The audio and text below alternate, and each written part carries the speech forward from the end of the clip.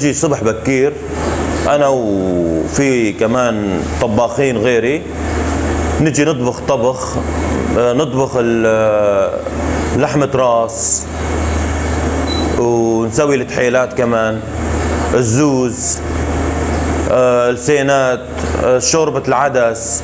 هذول الشغلات كلها اللي تشوفوها بالمطعم نحن نطبخها هون ساعة، يعني تقريبا شي 3 ساعات بدها. الروس، اللحمة راس، العصب كمان، كلهم عم نطبخن هون، نجهزن وناخذن على المطعم. تقريبا شي بالوحدة يكونوا تقريبا جاهزين، وناخذهم لهونيك يبلشوا العالم يجونا. انا صار لي تقريبا من 10 ل 12 سنة. انا كنت صغير بالمطعم انا ولهلا. انا واولاد عمي، اولاد وابوي عمي كلهم اولاد عمنا، يعني ما في حدا غريب، الكل اهل نحن بالمطعم.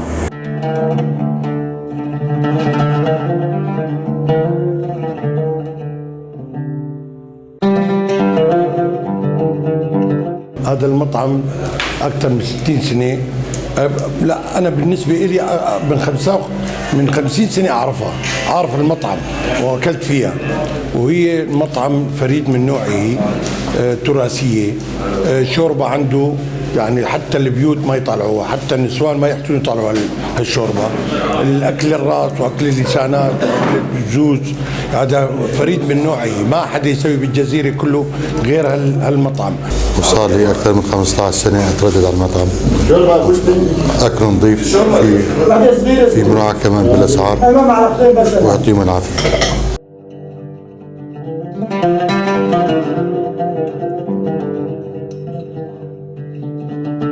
هذا يسموه عنا بالقامشلي يسموه الزوز، اكثر العالم تعرفوا بالزوز.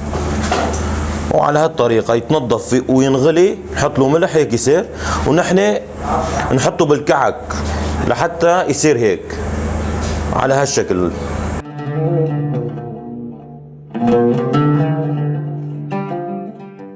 هذا المطعم اول مطعم مدينة القامشلي، ومطعم فريد من نوعه، يعني طبعا قديم وصار له سنين، يعني عشرات سنوات، يعني مو انه سنه وسنتين. هذا من 1900 تقريبا 35 ل 40 1940. مطعم كان مطعم استلمه آرام كشيان، واحد أرمني.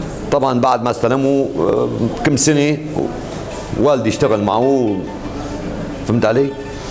وضل مطعم حج يونس ملك الصندويش هلا، وفريد من نوعه طبعا بسوريا كله، يعني مو انا اقول لك بالجزيره، ما في من اكلات من هون صنف هون بسوريا كله.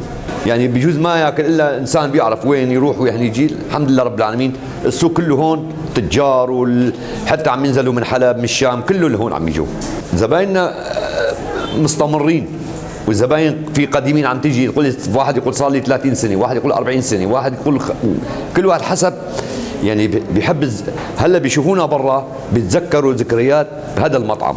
اسعارنا كثير يعني لمو هلا هالوضع، خاصه هالوضع هلا شوي تعرف الدولار عم يعلي والذبح شوي غالي، شوي زودنا يعني، لانه بالسوق غالي. ولا نحن اسعارنا يعني واحد ياكل يعبي بطنه 2000 2500 ليره، هذا سعر لعدنا، يعني كثير سعر مناسب، فهمت علي؟ ولحم صحي، يعني ما عم نجيب مثلا اي نوع، لا معروف هذا الاكل معروف عن الناس، يعني كثير طيب وكثير لذيذ يعني.